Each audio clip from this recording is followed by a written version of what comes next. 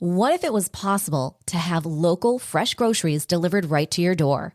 Think of all the free time you'd have. Well, Instacart gives unlimited grocery delivery for one low monthly fee. Forgot that special ingredient in your favorite dish? Instacart can deliver it to your front door in as fast as 1 hour. You can shop multiple stores, see deals in your area, and save time and money. I've been using Instacart for over 3 years. I started using them in Arizona, and I'm using them here in Florida. I love the time-saving convenience. They pick the freshest products, and they keep my eggs safe too. To receive your first delivery free, follow the link in the show notes so that Instacart knows that we sent you and to help support the show. Instacart. Never step foot in a grocery store again. It's here, our Empowered Within bonus clips and behind-the-scenes videos from podcast episodes. You can check out the pre-show, the post-show, and everything in between that doesn't actually make it into the podcast episodes. Head over to jenniferpilates.com, click podcast, and click watch videos, and you can watch never-before-seen podcast videos. Enjoy 15% off with this promo code EPWVideo15. If you'd like to be in the know of all of our events, giveaways, and new episodes, head over to jenniferpilates.com and hit subscribe. Thank you so much for being a part of our Empowered Within community. Enjoy today's episode.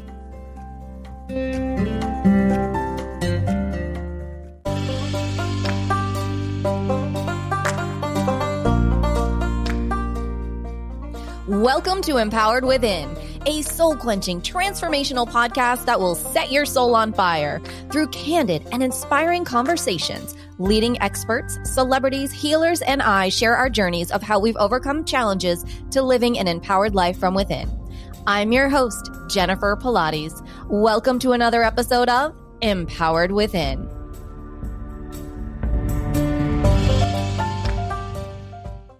Hi there, and welcome to the show. Today's guest is Dr. James Perdue. He's the professor of perseverance. He's an award-winning educator, a motivational and inspirational speaker, best-selling author, life coach, and the host of the Professor of Perseverance podcast. James helps people to get out of their past and to step into their future. Welcome to the show, James.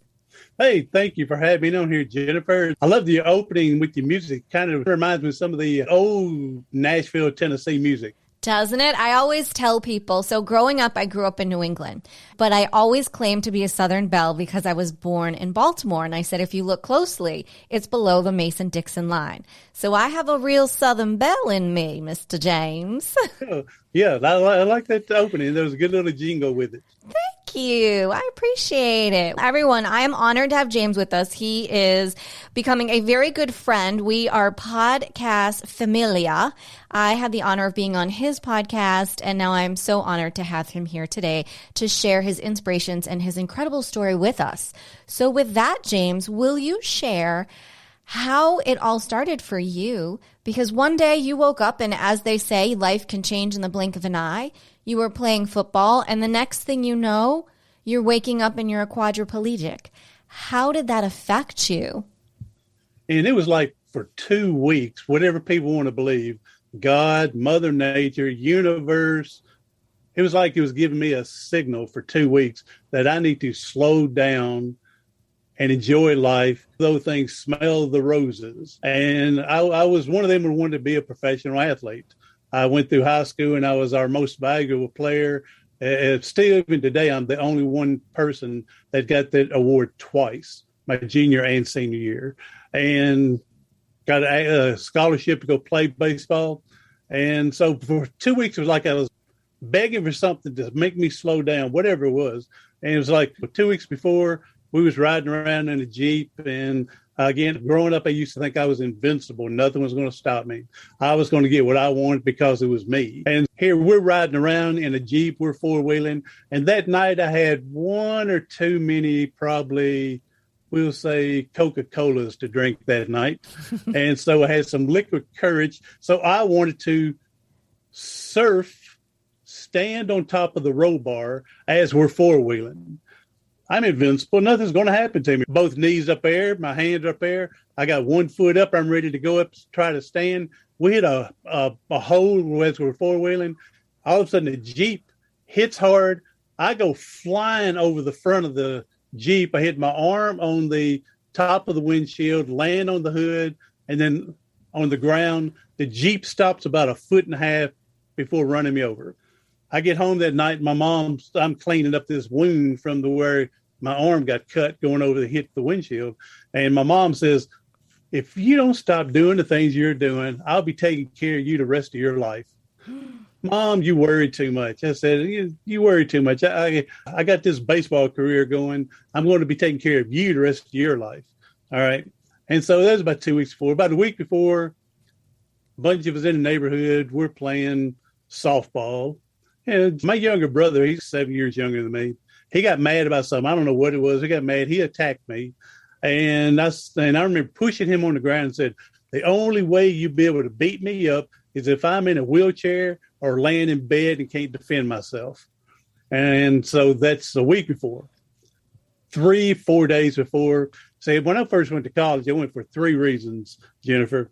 One was to be a professional athlete, hoping to play, get drafted. Then the other 2 reasons was, and it didn't matter what order they came in, but the other 2 reasons was to meet women and party. That's the 3 reasons I went for college. I knew I'd never graduate, but it was for those 3 purposes. Get drafted, meet as much women as possible, party. That was it. I met a girl there, and she was a nursing student. And we got to talking one day that my father died when I was 16. And so I had to grow up and be the man of the family. Mm-hmm. All right. So I wouldn't say that we were poor, but we were knocking on the door of being poor. And so my mom did the best we could to take care of 3 boys with her. But sometimes when it rained, we had a leak in the house. I had to be the man to get up on the 16 to find the hole in the roof, fix it, prepare it best I can so it stopped leaking. If our cars broke down, I was the mechanic. Wintertime, if a pipe's froze at 14 degrees, I'm underneath the house trying to find that to fix the water line so we have water in the winter. So I told the girl, I said, one of these days, a lot of pressure can be put on me and something bad's going to happen. And she said, you'll have to depend on someone else. And so too many people depend on me. I can't depend on other people. All right, that's a couple days forward. The day before now, before we get to you about this quadriplegic thing, I got to play 1 college game. I was the only freshman starting. Pretty good game. After the game was over with, my mom was there watching. My brother was there. My grandmother was there. My mom said, hey, come on home for the weekend tonight. I'll drive you back down to school tomorrow. Come home, get a good meal. No, Mom, I'm going down with the other baseball players. Had a great game today. That's the first step towards getting this professional contract to play professional baseball. I said, I did the old thing that the guy with the Titanic, and he said, even God himself can't sink this ship. And so I did the same thing. I told Mom, nothing can stop me now. Invincible. Nothing's going to stop me. So I'm thinking of the Titanic. Nothing's going to stop the Titanic. Well, God didn't have to. That it was the iceberg that did it for him. All right, so nothing's going to stop me. I'm invincible. I'm going to get this contract. The very next day, we're playing football. Just a backyard football game on campus. No helmets, no pads, but we were playing tackle football. About 5 plays before we had my injury, about 5 plays, you're going to love this, Jennifer. A guy tackles and hit this other guy up high. Oh, no. He's tackling him up high. And I remember yelling, man, the way you're playing, you're going to break someone's neck out here. 5 plays later, my team got the ball back. And I said, hey, I'm done playing for today. We've been out for about 2 hours. I need to get my stuff ready for class the next day. So I walked out of the huddle. I got maybe 10 feet away, and I heard someone say, we need someone to run the ball. I stopped, turned around. I said, all right, I'll come back for 1 more play so I can run the ball. I handed the ball off to me. I broke a couple of tackles, scored a touchdown. And Jennifer, when I scored a touchdown, the game, the play's over, no more. Well, I was putting the ball down. I was turning back towards everyone. Then I saw something in my peripheral vision on my right side. Had no idea what it was. You saw something. I felt contact up high, and I heard a loud pop, and both of us go to the ground.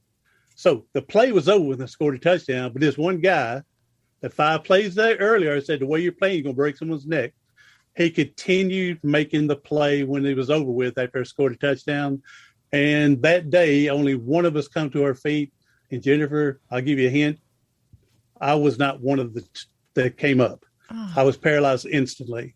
Oh, my gosh, James. Wow. So what happened? Did they call 911, call an ambulance? One guy, when I went down, I tried to get up.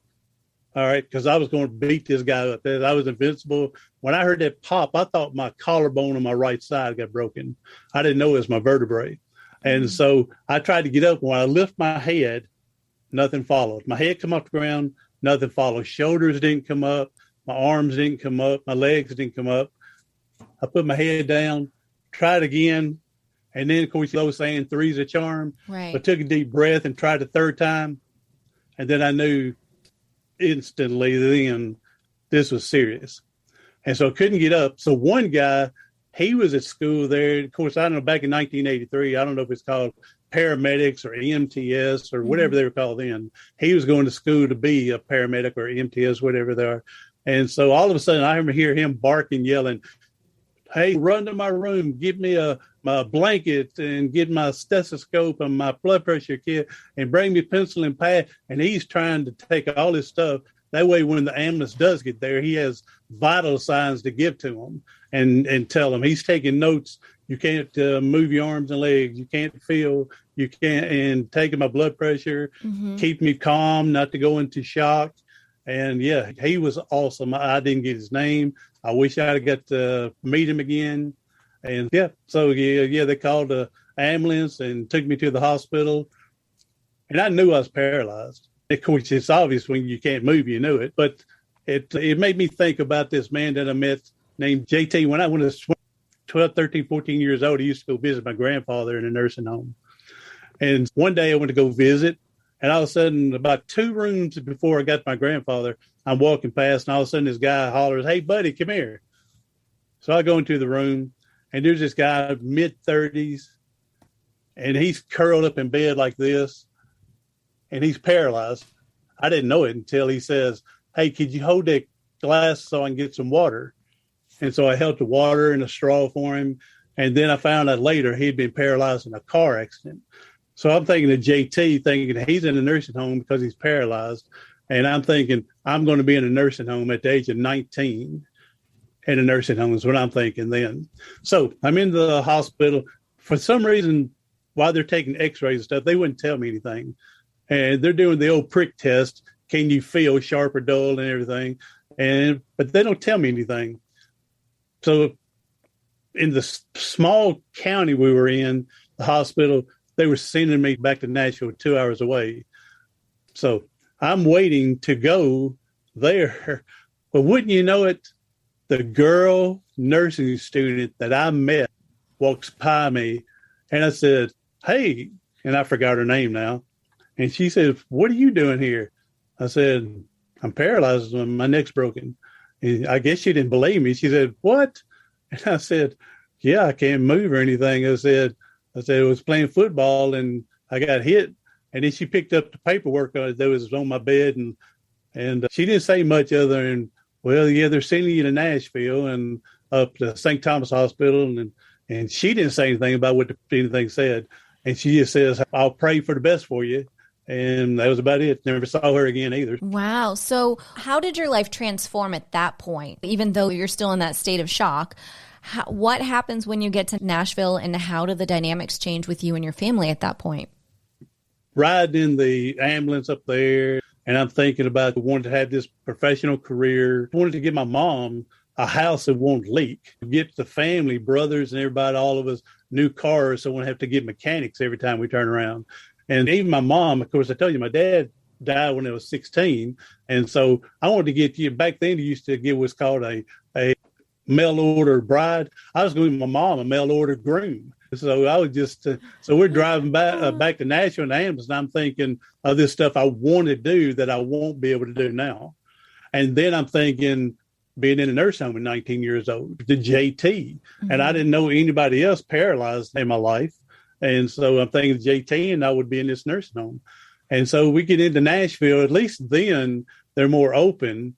And I remember asking the doctor, I said, "Hey, doc, how bad is this?"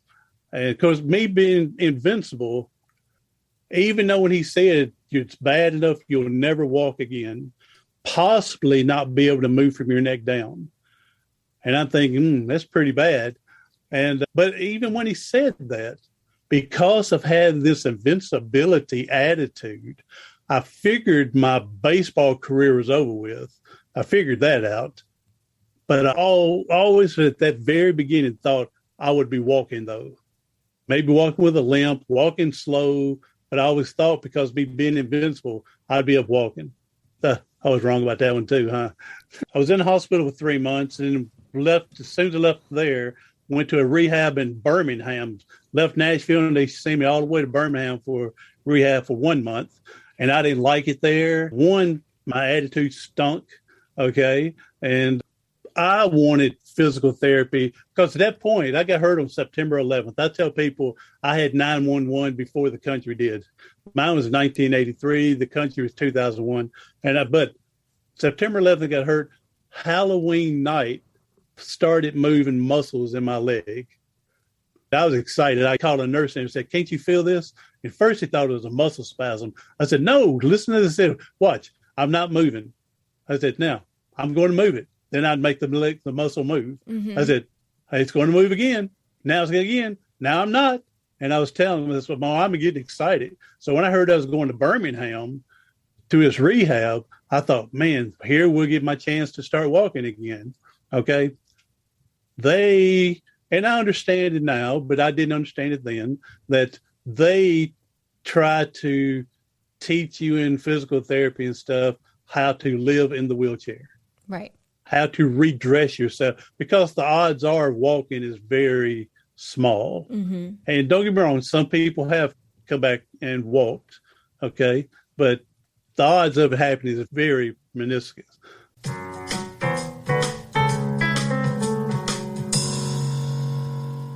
What if it was possible to have local, fresh groceries delivered right to your door? Think of all the free time you'd have. Well, Instacart gives unlimited grocery delivery for one low monthly fee. Forgot that special ingredient in your favorite dish? Instacart can deliver it to your front door in as fast as 1 hour. You can shop multiple stores, see deals in your area, and save time and money. I've been using Instacart for over 3 years. I started using them in Arizona, and I'm using them here in Florida. I love the time-saving convenience. They pick the freshest products, and they keep my eggs safe too. To receive your first delivery free, follow the link in the show notes so that Instacart knows that we sent you and to help support the show. Instacart. Never step foot in a grocery store again. Eating better is the key to better health, and Mother Nature offers us all the right ingredients. Eating a healthy, balanced diet that includes plenty of fruits and vegetables isn't always easy in today's lifestyle. That's why Juice Plus offers Mother Nature's gift in convenient, easy-to-consume products that are as close to nature as they possibly could be. Plant-based nutrition from fruits and vegetables has been demonstrated by science to give your body the building blocks it needs to help you look better and feel better and live a longer and healthier life. Juice Plus products offer to improve heart health, the immune system, skin health, and other important aspects of health and wellness. I personally have been taking Juice Plus whole food nutrition for over 20 years. I swear by it. It's exactly what I need to help me keep my immune system healthy as it possibly can be. Juice Plus promise is simple. It helps bridge the gap between what you should eat and what you do eat every day. Nothing more, nothing less. Follow the link in the show notes so that Juice Plus knows that we sent you and to help support the show. Juice Plus, plant-based nutrition from fruits and vegetables, offers Mother Nature's gift to help you look better and feel better and live a longer and healthier life.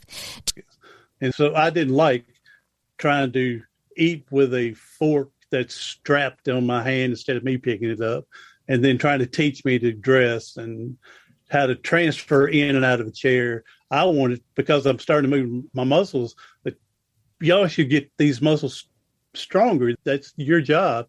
And they didn't do it. That wasn't their goal. Their goal is to teach it to live in a wheelchair. But we got home, and then my family, we started our own physical therapy program, basically.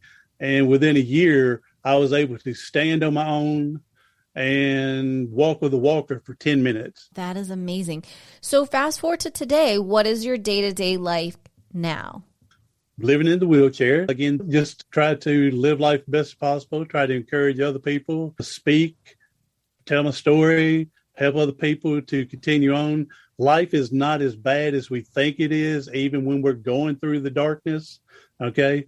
And it's so great that when you look through the dark tunnel and you see the light at the end of the tunnel, and we know that light is not a train coming on, then we know that there's something worth living for, and find that purpose in life, and then be able to share with other people and teach them how to be able to share with other people how to have a better life. Mm-hmm.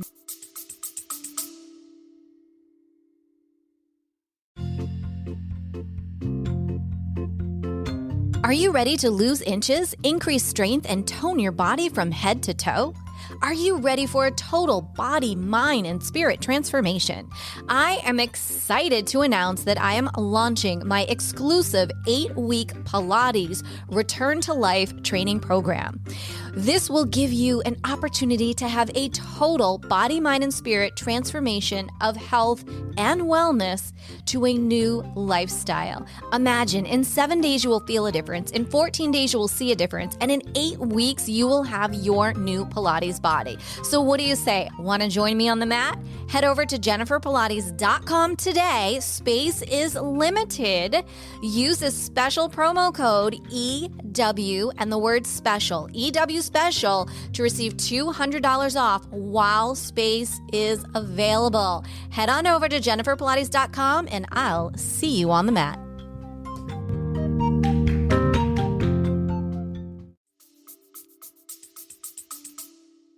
How did you keep your mindset so positive through everything? Because you're very young, so you definitely had that going for you, only being 19.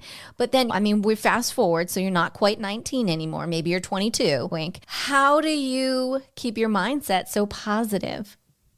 In the first 5 years, I didn't realize that how much of a depression I was in until I got out of it. I did the old hiding my depression away from my family because I don't want them worrying about me.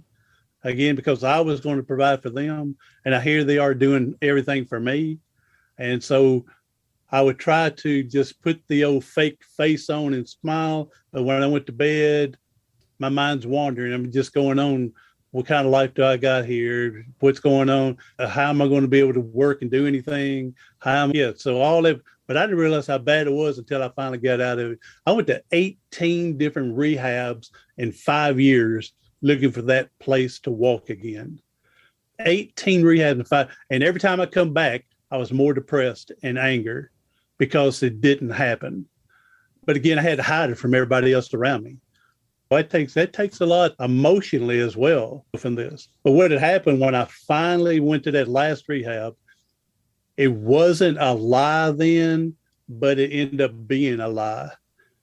I told my mom and brothers, said, if I'm going to have any type of life, I need to go back to college and this time actually study and get a degree. Because I don't know, and at that time I didn't know anybody paralyzed. And I said, so I don't know how many people that are making a living without a degree. And so I went back to, because I wanted to get into coaching. So I went back and got the teacher's license and then my coach, so I can coach. And so I said, not that I'm giving up on walking, but we're going to put it on the back burner. I got to do other things. And whenever the other opportunities come up, we'll go back and visit this. It wasn't a lie at that time, but it ended up being a lie because once we put it behind me, I've never gone to another rehab for the purpose of trying to walk. Now, I've gone back to therapy to try to strengthen my arms and other things, but not for the purpose of walking. So it ended up being a lie, but it was a lie that we all lived with. Mm-hmm. That's incredible. You look so healthy. Whatever you're doing is clearly working for you. You're so healthy. Look at you. You look great. I'm too healthy. I need to lose some weight. This Christmas weight is already catching up with me. It's happened. I think people are calling that the COVID situation, the COVID, oh, yes. the extra COVID there. Yeah. You're human. I think it's happened to all of us a little bit. So, hey, at one point, we'll go back. I mentioned that to tell people that when the doctor said I'll never walk again, and I told you I got where we were walking with a walker for 10 minutes. Put up forward. That 10 minutes, I felt like I run a mile. And because my muscles are fighting against me with spasms and everything. And I did make a liar out of the doctors for 10 full minutes. It was just the other 23 hours and 50 minutes they were correct. Wow.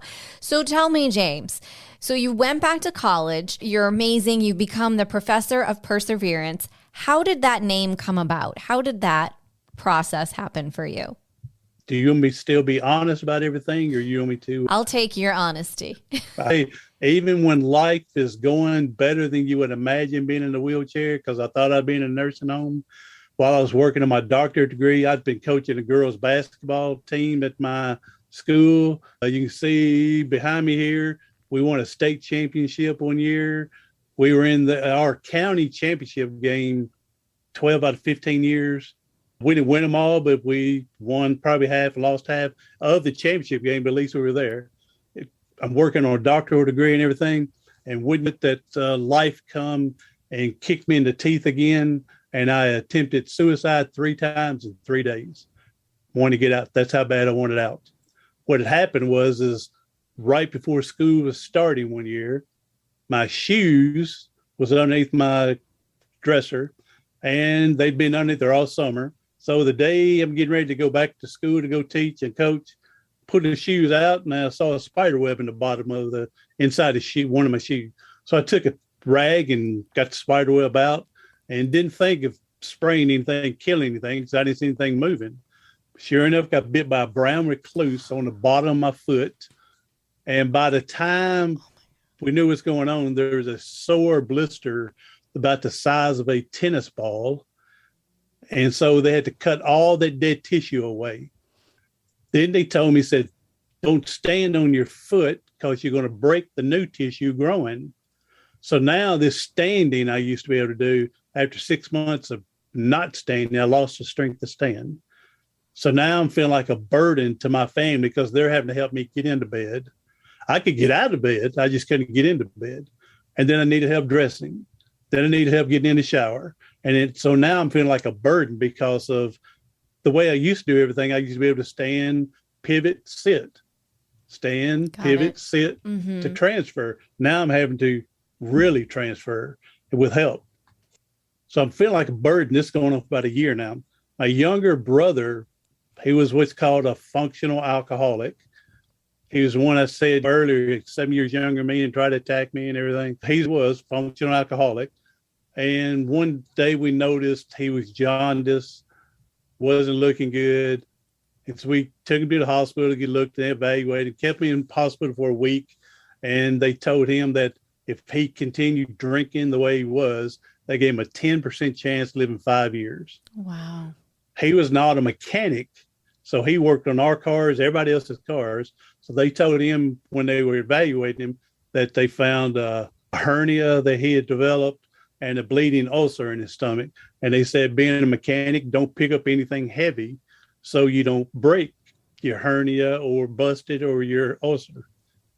Well, one night I couldn't get into bed.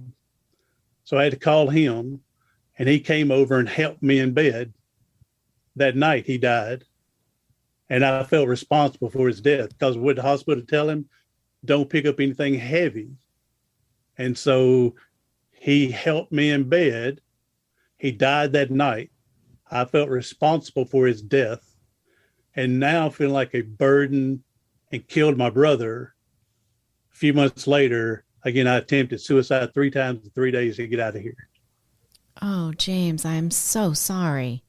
But let's push it on to the lighter side. Obviously, I didn't die. The first day I took 2 packs of Sudafed, 48 pills. And when Sudafed to say don't take no more than 6 doses or 6 pills or 8 pills in a 24-hour period. Okay. I took 48 of them in 38 minutes, 48 pills in 3 minutes. And they say don't take, even when you take a regular dosage, don't operate it. Then you say operate your vehicle or heavy machinery because it causes drowsiness. And so I'm taking 48 pills so I can get drowsy and just sleep. So I get out of my wheelchair and lay on the floor. That way, if I start feeling bad, I don't get on the phone and call 911. All I got was a daggum headache. my older brother comes and finds me on the floor. So now I had to lie to him while I'm on the floor. As I dropped my glasses, I was trying to pick them up, fell. All right. So then, and so during that time when I took the pills, I'd written all my suicide letter to send to my mom, and she just lived down the road from me. But I wanted to send it to her, wasn't going to hand it to her. My bank accounts, everything in there for her to get to it. And so made my phone calls to friends that were teachers. This is on the weekend. So I knew to left a message on their machines at school, not at home. That way Monday morning, they will get it when they come in and leave my messages to them. And so that first night, 48 pills, all I got was a daggum headache. The very next day was Super Bowl day. It was the day the New England Patriots were undefeated playing the Giants. I called early that morning to a pharmacist. Hey, insomnia, I can't sleep. What do you recommend? And they said Benadryl. I sent all my credit cards, debit cards, everything to my mom in the mail. All I had was enough to buy 1 pack of Benadryls. So 48 pills from the day before, now 24 of the Benadryls. Don't operate heavy machinery, cars, cause. All I did was sleep and miss the daggum Super Bowl and the Giants beating the undefeated Patriots, and woke up hearing people screaming about, I say people, the TV with the upset. And all they did was sleep and miss it.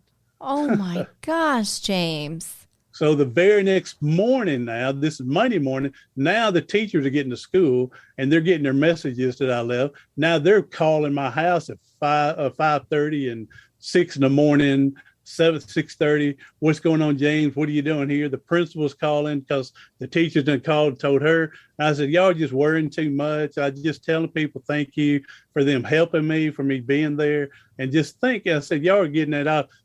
Now I don't have any money to buy anything else. So I go in my van and started up to suck carbon monoxide in the garage. So I started up, get out of my van, lay on the floor. So again, so if I'm feeling bad, I don't get out.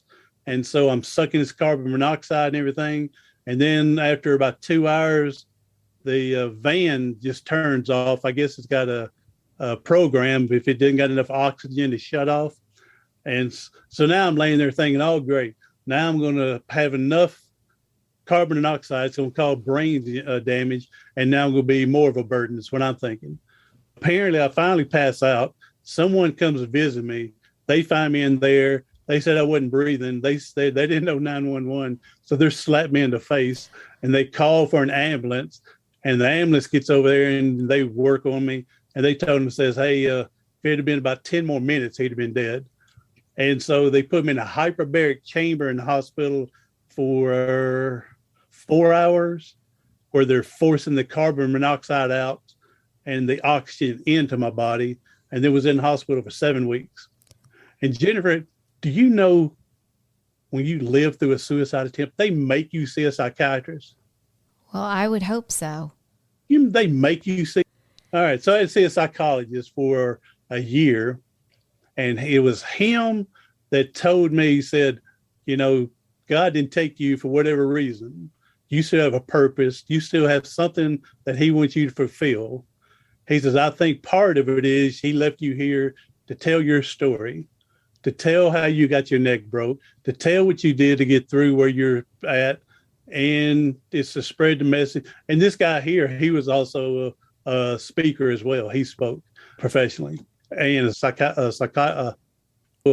he's one to recommend starting Toastmasters, get into the National Speakers Association of Tennessee and get trained to do it. And so it's through the living the suicide, it's got me into the speaking. He said, you need to write a book about this to people want to read it. And he's one to advise all that.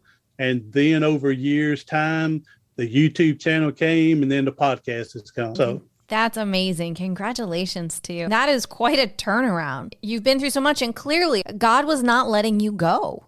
You are meant to be on this earth. You have a lot more work to do here. And I, for one, am blessed and grateful that I've gotten to meet you and be on your podcast, and honored to have you here today. And it's because you on my podcast it's made me look so good. Oh, stop it now. So it was your story and your inspiration that made me look so good on the thing that I got you there. So I no, obviously, and I wouldn't say I'm the number one spiritual religious person out there. I jump ship as often and more as everybody, but I get my little thumpings to get right back in line where I need to. And I understand that I'm not perfect, but I try my best and go from there and try to stay the straight and narrow. I veer off, but we get back, and yeah, I definitely believe it. For whatever reason, didn't go. It's yeah, he still has something planned, and who knows? Maybe it's just this podcast to get other people's platform, put a platform for them to be able to get their message, whatever it is. Just not all for me. Absolutely. So, being the professor of perseverance, what are your 3 P's of success? And then let me go back and answer the professor of perseverance. You did ask how I got that. I took a long ways to get to that. All right. So what happened is I was in the National Speaker Association, and we used to have meetings once a month. And then all of a sudden, one of the guys there named John Bentley, I just had him on my podcast last night. But John, one day, all of a sudden, he says, he's behind me. And he goes, Professor of Perseverance. I don't know. He's talking to me. He said, Professor of Perseverance. I still don't know he's talking to me. Finally said, James. I said, hey, John, how's it going, man? He said, you're the professor of perseverance. I said, what? He said, you're the professor of perseverance. I said, I don't get it. He said, you got a doctoral degree, don't you? I said, yeah, so you're a professor. All right. And you want to talk about persevering, don't you? Yeah, you're the professor of perseverance. I said, wow. So that's how I come about getting that. And we just tell people, pop. And one day, a little funny little story here is I was going by, driving through where I live, and we have a Popeyes chicken place, and boy, I love Popeyes. And so we went through there, and one day it's getting not quite dark, but it's getting right there. And I looked over there, and their sign was on. The POP was lit up, but eyes, EYES, wasn't. Something happened that but the POP was lit. And I stopped to take a picture and said, look, even Popeyes is advertising for the professor of perseverance. That's fabulous. Those are some significant signs right there. When you question, like, why am I here? What am I doing? And someone names you, and then you literally see your name in lights. It doesn't get more clear than that. I tell you what, and then like you were just saying, when you get this affirmation or that the reason why you're doing what you're doing and stuff, okay, there was twice about a year apart, my speaking wasn't going like I wanted it. It was going all right, but it wasn't going like I wanted it. And twice I said, hey, I'm done with the speaking stuff. I'm going to do something different. And it's both times God says, yeah, that's funny, boy. Let me tell you what you have done with this. Twice, again, about a year apart. The first one, a girl comes by and she looks at my service dog, says, hey, there's Ricardo. And I says, oh, you met Ricardo before? I said, he meets so many people, I forget who. She says, no, I hadn't met him, but he's on the front of your book, right? And I said, yeah. She said, well, I read your book. And then whenever I hear someone say they read my book, I always ask a couple of questions. Hey, how did you get my book? Did someone refer it to you? Did you Google inspiration, motivational books or something and it come up? Did you find it laying in a trash can, in the gutter on the street somewhere? And so I'll hold off on how she found it, because a year later, same thing. I'm tired of this. I'm not getting what I wanted. I'm not speaking like God, I'm done. Forget this. Same thing. I go to the store. All of a sudden I hear someone going, Mr. Perdue. And usually when I hear Mr. Perdue, I think it's a former student. So I turn around, don't recognize the guy. He says, I just want to let you know I've read your book 4 times. I didn't say it out loud to him, but to me, I said, yeah, boy, you read my book 4 times. That's a lie. I said it to myself, didn't say it to him. I said, well, I appreciate that, man. I said, if you don't mind, how did you get the book? Same thing, finding a trash can. Did you order it? Someone referred it, so whatever. Now, here's where both of them, a year apart, both of them said this right here to me. I was locked up in the county correctional center or jail. Your book is in the library. My book is in the library of the county jail system. And when he told me that, I said, maybe you did read it 4 times. All right. And so I didn't say that to him. I just thought it to myself. But twice God's going, let me show you what's happening with what you're doing, whether you know it or not. And he gave me those two examples. So now the old thing is, as long as I can help one person and we don't have to know who that one person is, we just go with it now. And the 3 P's, now we'll get back to that, Jennifer. I believe in, and actually I think I got to 5 one time, but 3 main P's is to persevere. All right. Keep moving forward. They say, I tell people, I don't care if you're moving at a snail's pace, as long as you're going for, you don't have to be the rabbit. All right. You don't even have to be the turtle in the race. You be the snail. As long as you're moving forward, I don't care how slow it is, and you're going in the direction of what you want to do, what you want to accomplish, what your purpose is in life, moving forward, that's all that counts. All right. And then if you feel like, hey, it seems like every time I take 2 steps forward, I take 1 step backwards. And I go, cool, that's even better too. Even though you take 2 and you're 1 back, you're still 1 into good. All right. It's when you go 2 steps forward and then you're 10 steps backwards. Now you need to reevaluate and find things out. Okay. Now, the other P, because perseverance 1, the other P is we would have to have what I call partners in life. All right. People that are going to be around us, that's going to support us, that's going to help us achieve our purpose. Okay. And purpose will be found in here as well. So now you found your purpose, you found your people, your partners in life, and that's going to be people that's gone through what you're going through. They've already been there. They can give you some advice on what to do.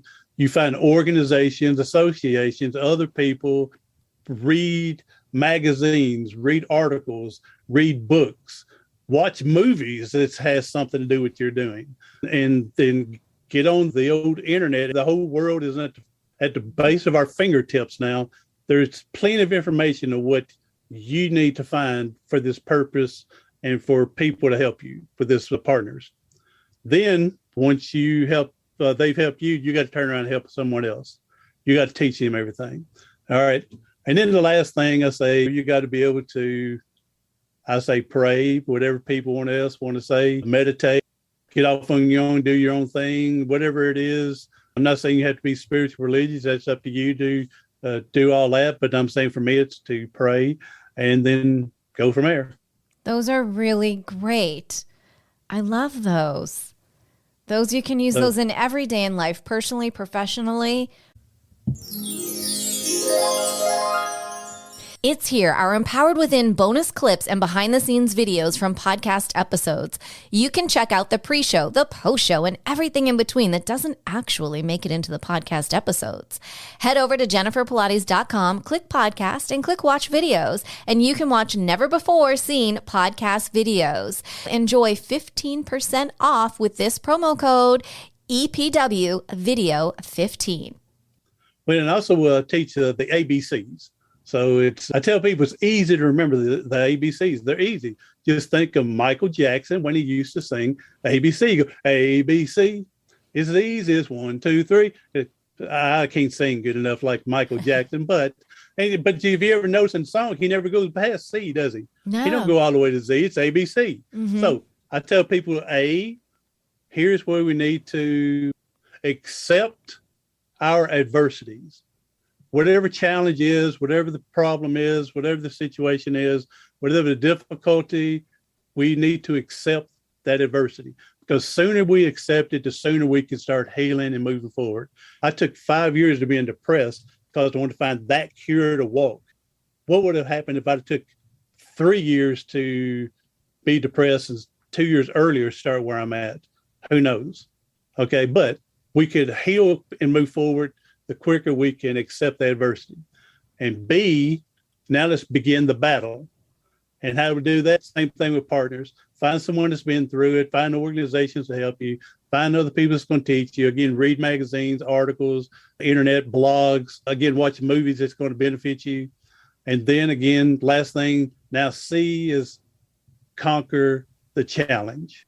And then go from there. And then you're going to teach other people how to do it as well. Those are great. That is very empowering advice and insights. Thank you for that. I know that's going to help our listeners around the world immensely. Again, same thing in all areas of life, personally, professionally, whatever you're going through, those apply. Yeah. It's not meant just for professional or speaking or whatever you want to do. Yeah, again, it's the same thing. Yeah, just in life. If overall generally you're using it for life, it's going to fall in place in other areas. Mm-hmm. Absolutely. Absolutely. James, we're getting to this point in the show where I ask you this one special question. Are you ready? I am ready. All right. What is one thing that no one knows about Dr. James Perdue? That I have to think about that. There's a lot of things people don't know. But the one thing I would like them to know is about my service dog, Ricardo. That's the one thing, is him. The reason I got him was one day I was transferring out of bed in my wheelchair, and my wheelchair that day had a mind of its own and left, and I fell and hit the floor like a sack of potatoes. The position I was in, I couldn't roll over to get to the phone that called someone to help me off the floor, and it was 3 feet away, and I couldn't move the position I was in.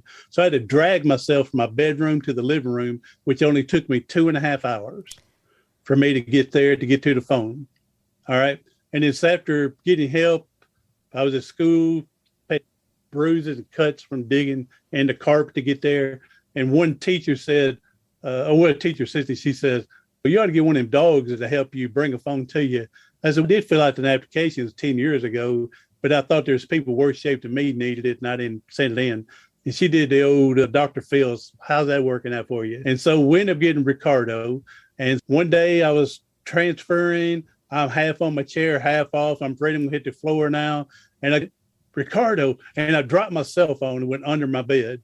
And I'm going, oh, what am I going to do now? I don't want to get on the floor and have to do all that dragging again. I go, oh, I got Ricardo, come here, buddy. And I'm hollering for him. He comes in to me. I said, Ricardo, get the phone under the bed. Boy, he dives underneath that bed and everything. I see that tail just a wagging 1,000 miles an hour, and I'm going, yes, get it, boy. He backs out and everything, and he's got his squeaky toy just a squeaking away, and I'm going, Ricardo, no, that's not my phone. And I took it from him. I said, get the phone. He goes down there, and he's done it there again. His tail just a wagging away. I'm going, yes. He backs out of there, and he's got his water bottle he plays.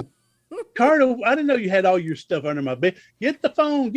He goes on the third time. He comes back with that phone and everything, and we was able to call someone to help me before he hit the ground. Oh, so, my gosh. God bless Ricardo. Ricardo, he's the man. He is the man. You wouldn't believe he's our Walmart. The store I mentioned there I went to, I take him walking in Walmart, and he's our local Walmart mascot.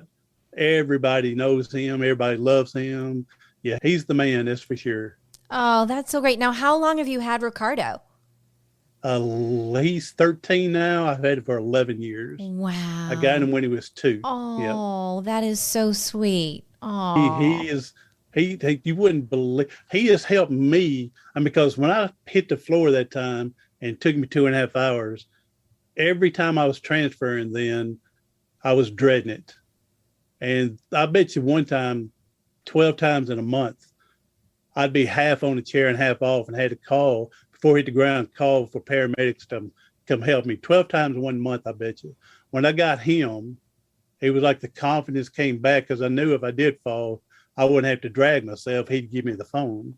And I think only in all these years, once I've had to call someone to help me. That was that one day from there. But you wouldn't believe going to the store and people just want to, and we were told, if you want someone to meet him, it's up to you. If you don't want to, he's working, then you just say, no, he's working. I can't allow him to be distracted with you, but I'm sorry. But I took it in the thing, I can introduce Ricardo, give advertisement to the Canine Companions for Independence, and share with them to help other people. I said, plus, I can share my story with people meeting Ricardo. So I had this greediness. We're going to share him so I can promote myself and them. But you wouldn't believe how many people come up and want to hug on him and play with him right there in the store. And then they start crying because they had put their dog down 6 months earlier or a year earlier. And they are so sad, and they thank me for sharing him with them. But he's been a blessing, that's for sure. Oh, what a blessing. Thank you for sharing, Ricardo, with us today. As a fur baby mama, I completely understand the connection. They're our babies. Yep, that's him. Oh, they truly are. James, I can't thank you enough for coming on the show and sharing your story and your inspirations with us today. This has been such an amazing show. Thank you so very much. Thank you for having me. And we hope that one person shares and helps someone else. And hey, that's what we're here for, is I believe is a big part is we're to help each other as much as possible, which more people would believe in that or do that. But yeah, I wish it was, we all, and I believe we all have a talent. We all have something we can serve and give. We don't have to always be money to give away to help someone. We have some certain talent. We can help someone. Again, if my neighbor, an elderly person, needed a yard mowed, I couldn't do it, obviously in a wheelchair, but I could find someone to mow it for them. Okay. Right. And so we all have some type of gift that we can help someone that won't cost you anything but your gift. So everybody share your gift. That's a beautiful sentiment. Thank you for sharing that, James. Well, and as always, all of James' contact information will be over in our show notes on jenniferpilates.com. All of his contact information so that you can get in touch. You can read his book and you can see Ricardo on the front cover of his book. The book is called One More Play because I went back for that one more play. One more and so play. that's the title of the book, and you'll see Ricardo on the front of it. Oh, I love that. One more play. We'll be sure that will be highlighted. There'll be links so that you can go and purchase the book and you can support Ricardo and James. Thank you again, James. You're amazing. Your story, your insights, your motivation. I love you for being here. Thank you so much for being so authentic and opening your heart to all of us. Thank you. I'm just trying to be like you. You're amazing. I want to grow up. I'm going to grow up and be like you. So you're so sweet. Thank you, James. Well, as we say, everyone, until next time.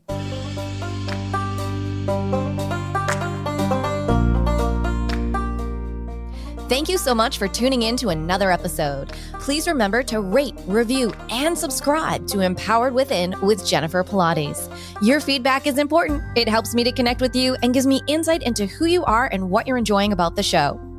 For today's show notes and discount codes from today's sponsors, head over to jenniferpilates.com. Until next time, may you live an empowered life from within.